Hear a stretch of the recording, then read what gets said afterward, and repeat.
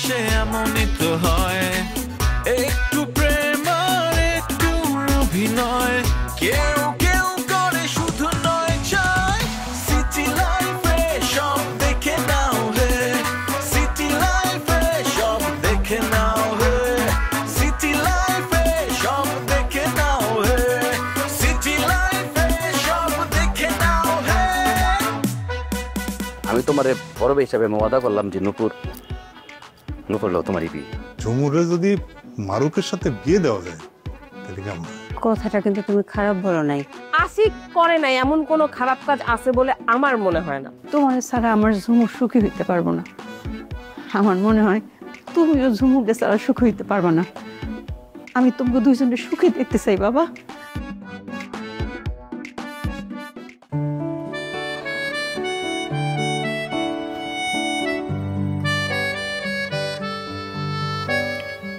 বাবা তোমরা সুখে থাকো, সুখে হও, এটি আমার শুধু একমাত্র চাও। কি কও? সেটাই আসলে দিন শেষে সুখটাই আসল। তুমি, ঝুমুর, নূপুর, আশিক সবার একটা সুখের ভবিষ্যৎ হোক, এর চাইতে তো আর বেশি কিছু চাওয়ার নাই আমাদের। আর এইটা আমাদের বোঝা হয়ে গেছে যে ঝুমুর আর তোমার ভবিষ্যৎ আসলে একসাথেই।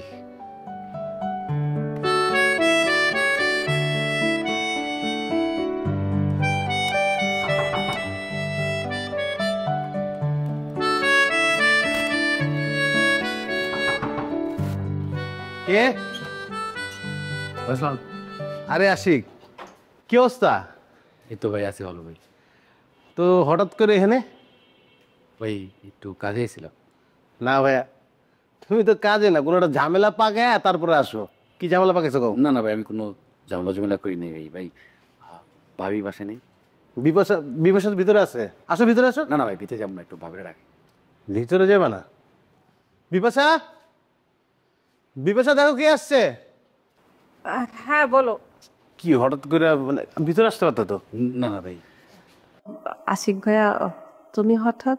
ভাবি আমি কলিকে খুঁজতেছো? জি।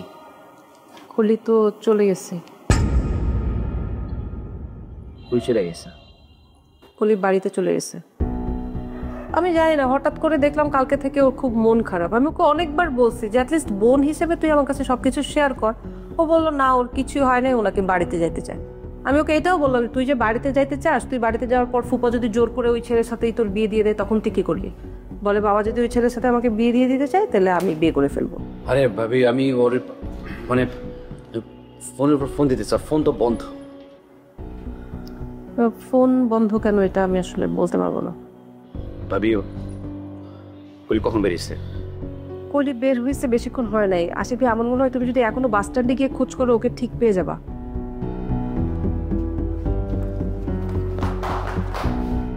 মানে কি, মানে কি হলো, কি কথাবার্তা আমি কিছুই বুঝতেছি না। আরে কইছে কি, মানে কলির সাথে যেহেতু কলিও একটা বাজে সিচুয়েশন থেকে বের হয়েছে, আবার শুনলাম যে আশিক ভাই ওনাকে একটা বাজে সিচুয়েশনে ছিল, তো দুইজন মাঝে মাঝে কথাবার্তা বলতো। সেই কথাবার্তা থেকে দুজনের মধ্যে একটা ভালো ফ্রেন্ডশিপ হয়েছে। তো ফ্রেন্ডশিপের মধ্যে কথা বলতে বলতে ওরা মাঝে মাঝে বাইরে দেখা করতো। তো সেখান থেকে কলি আশিক ভাইকে অনেক পছন্দ করে ফেলছে। তো কলি আশিক ভাইকে যখন এটা বলছে যে আশিক ভাইকেও খুব পছন্দ করে, ও আশিক ভাইকে বিয়ে করতে চায়, তখন আশিক ভাই নাকি ওটা মুখের উপর না করে দিয়েছে যে আশিক ভাই বিয়েটা করতে চায়। আশিক না করে দিছে? হ্যাঁ, আর কলি এই কথায় কষ্ট পেয়ে আসলে বাড়িতে চলে যাওয়ার ডিসিশন নিয়েছে। আমি জানি না কার নিয়তি যে কোথায় নিয়ে যেতেছে, আমি কিচ্ছু জানি না, কিন্তু আমি দোয়া করি আশিকের জন্য, আশিকের নিয়তি যেন কলির কাছে নিয়ে যায়। Best of luck. চলো।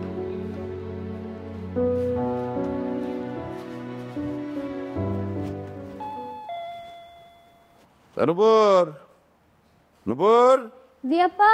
গেটে কে আসছে দেখ। দেখতেছি। এই সময় আবার কে আস?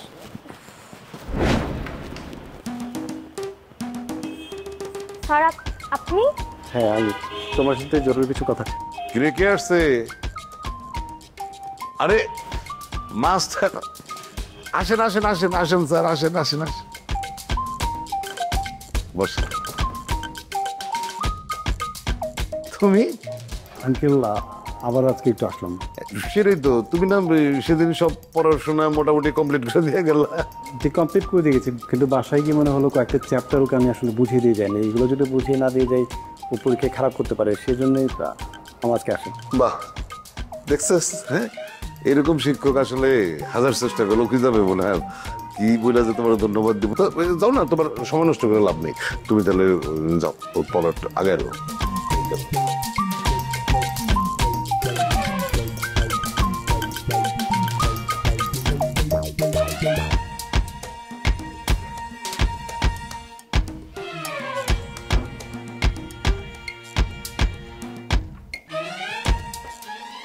দাঁড়িয়ে আছো না, বসো। না স্যার সমস্যা নেই, বলেন। আরে বসো না, বসো। সমস্যা নেই স্যার, বলেন।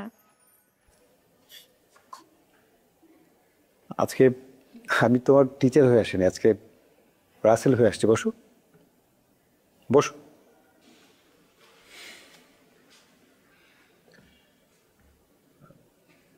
এতদিন তুমি আমার স্টুডেন্ট ছিলে, আমি তোমার টিচার ছিলাম।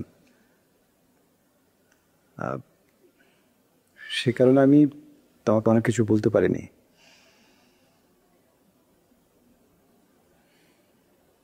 তুমি আমাকে প্রপোজ করেছ, তুমি আমাকে লেটার দিয়েছ, আমি আসলে তোমাকে কিছুই বলতে পারিনি। কিন্তু আমি তো ওই দিন আসলে তোমাকে পড়াশোনা শেষ করে চলে গিয়েছিলাম, তাই না? তো টিচার স্টুডেন্টের সম্পর্ক ওখানে শেষ। আজকে আসলে আমি রাসেল হয়ে আসছি তোমার টিচার হিসেবে না। আমি যেহেতু এখন বিসিএস ক্যাডার, অন্য একটা প্রফেশন আছে, সো আমি এখন থেকে টিচার না। যে কথাটা আমি আগে তোমাকে বলতে পারিনি বিভিন্ন কারণে, আজকে বলছি।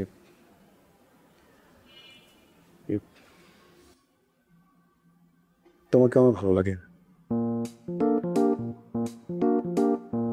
অনেক ভালো লাগে।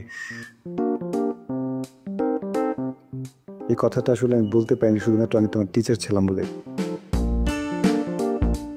আর এই বিষয়টা তোমার ভাইও জানেন। কোন ভাই? আশিক ভাই। আপনি আশিক ভাইকে এগুলো? স্যার আপনি এটা কি করছেন? আশিক ভাইকে বলেছেন আপনি যে? কোনো সমস্যা নেই, আমি কিছুই বলিনি, আমি জাস্ট একটু শেয়ার করছিলাম। আশিক ভাই নিজে আমাকে বলেছে, স্যার নুপুর সাথে সম্পর্কটা আপনার অবশ্যই হবে, আপনি যদি রাজি থাকেন। তখন আমি বললাম, রাজি না হওয়ার তো কিছুই নেই, ও তো সুন্দর হয়, তাই না? ওকে তো পছন্দ করাই যায়। তারপর উনি একটা শর্ত দিয়েছেন, নুপুরের সাথে আপনার সম্পর্কটা তখনই হবে যদি নুপুর একটা শর্তে রাজি হয়। তখন আমি বললাম, কি শর্ত ভাইয়া? তখন বললো, নুপুর যদি আপনার মতো পড়াশোনা করে ইউনিভার্সিটির চান্স পায়, তারপর বিসিএস ক্যাডার হয়, তারপরে। এখন তুমি বলো, এই শর্তে কি তুমি রাজি? স্যার আপনার জন্য আমি যে কোনো কিছু, যে কোনো শর্তে রাজি।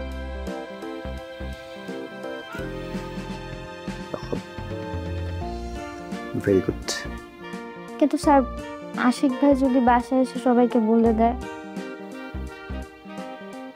গ্যারেন্টি আশিক ভাই কাউকে বলবে না। এটা আশিক ভাই, আমি আর তোমার মধ্যে থাকবে। আর আশিক ভাইও এই বিষয়ে তোমার সাথে কোনো কথা বলবে না। সো তিনজনের মধ্যেও থাকলেও তিনজন বিচ্ছিন্নভাবেই বিষয়টা আলাদা আলাদা করে জানবো। পড়াশোনাটা মন দিয়ে করবে, কি মনে থাকবে তো? হ্যাঁ, থ্যাংক ইউ স্যার। স্যার আমার লজ্জা লাগে।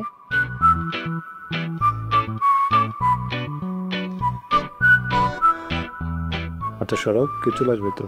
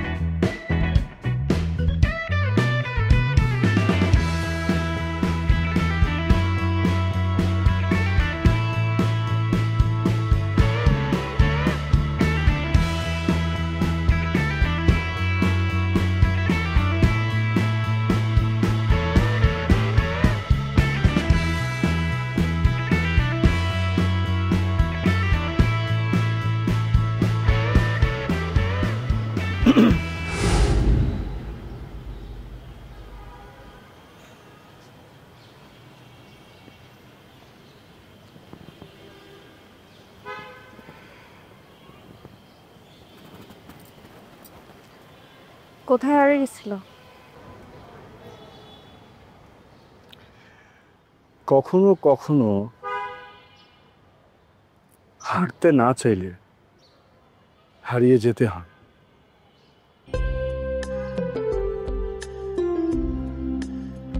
আমি তো ভাবছিলাম তুমি নিজের থেকে ফিরে আসবা, তুমি ফিরে আসো। আমি কেন বারবার ভুল প্রমাণিত হই? তুমি ভুল প্রমাণিত হলো কখন? এই যে তুমি শাড়ি পরে ছাদে এসে সুন্দর করে সেজে আমার জন্য অপেক্ষা করছিলা, সে আমি তো ফিরে এলাম।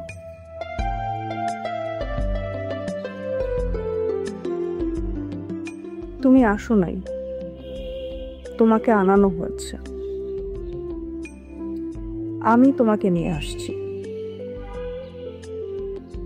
কেন জানো?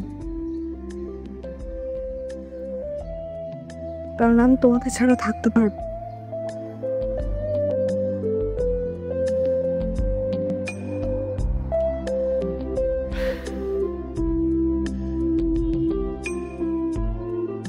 তুমি কি কিছুই বলবে না?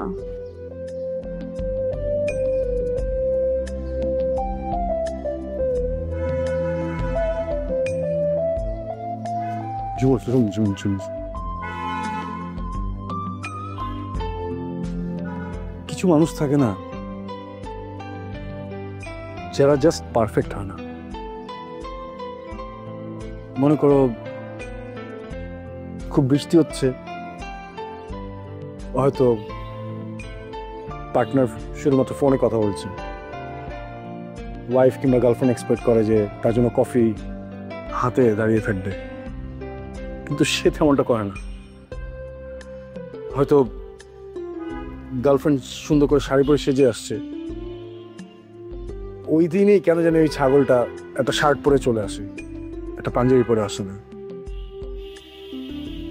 খুব রিক্সা দিয়ে ঘুরতে ইচ্ছা হচ্ছে, হুক তুলে, কিন্তু কেন জানি সেদিন রোদের কারণে ছেলেটা বলে যে ভীষণ রোদ, কেউ যদি দেখে ফেলে। কেন জানি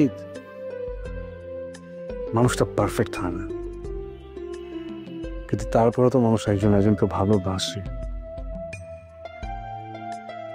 কারণ ওই ইমপারফেকশনটাই পারফেক্ট। আমি এরকমই একজন, জাস্ট পারফেক্ট হতে পারিনি।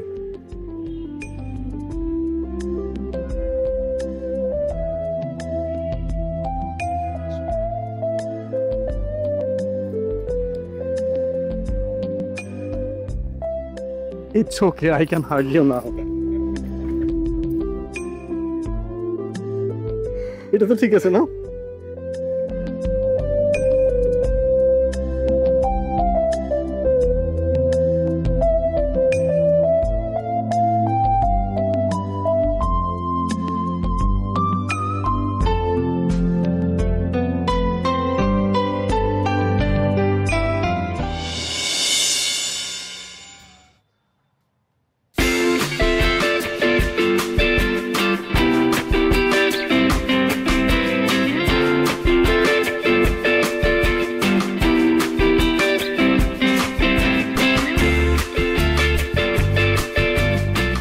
আমি মানা করি নাই, যত যাই হোক ফোনটা বন্ধ রাখতে না। হ্যাঁ, মানে আপনি যে ফোনটা অফ রাখলে আপনার কাছের মানুষগুলো যে টেনশন করে, আপনি যে খুঁজতে খুঁজতে পাগল হয়ে যায় না পাইলে, সেটা বুঝছেন আপনি? হ্যাঁ, আমি এমন কোনো জায়গা বাদ দেখেনি যে আপনাকে খুঁজে নিয়ে আমি ফোনে ট্রাই করেই যেতেছি, ফোন অফ, পাগল হয়ে গেছি। আপনি মাঝে মাঝে বলতেন যে লকেট ভাইটার সাথে ছাদে আসলে আমার সাথে আড্ডা দিবেন। আমি ওই বিশ্বাসের জায়গা থেকে আমি ছাদে আসছি, দেখি যে পাই কিনা। আপনি ছাদে দিব্যি বসে আছেন, আর আমি ওখানে খুঁজতে খুঁজতে পাগল হয়ে গেছি। কেন খুঁজতেছেন আমাকে? আবার বলে কেন খুঁজতেছে? তা খুঁজবো না। আপনি এভাবে যদি ফোনটা বন্ধ রেখে যদি আপনি হারায় যান, খারাপ লাগে। হ্যাঁ, খারাপ লাগে, টেনশন হয়। কেন খুঁজতেছেন আমাকে বলেন না তো? আমি আমার মারে কথা দিছিলাম, যেদিন আমার পছন্দের মতো কোনো মেয়ে খুঁজে পাবো ওইদিন তার সাথে দেখা করে দেব। আর শুনেন, নেক্সট টাইম যত ঝগড়াঝাটি হোক কখনো ফোন অফ রাখবেন না। এখন চলেন। কোথায়? আর আমার সাথে দেখা করে দিব। আরে বাবা চলো না, সরি, চলেন চলেন।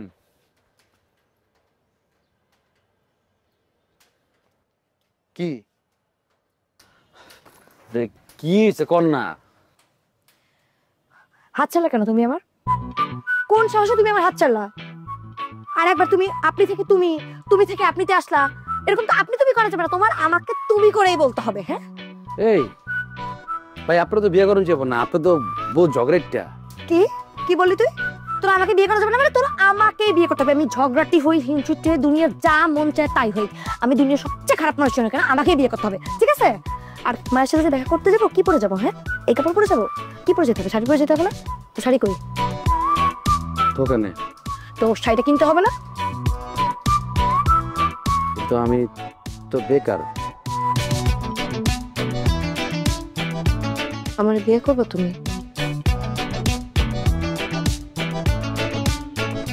সত্যি সত্যি প্রমিস?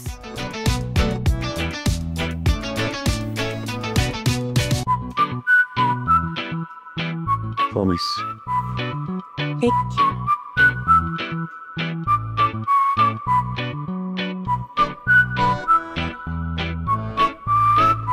শাড়ি কি কালার কিনবা?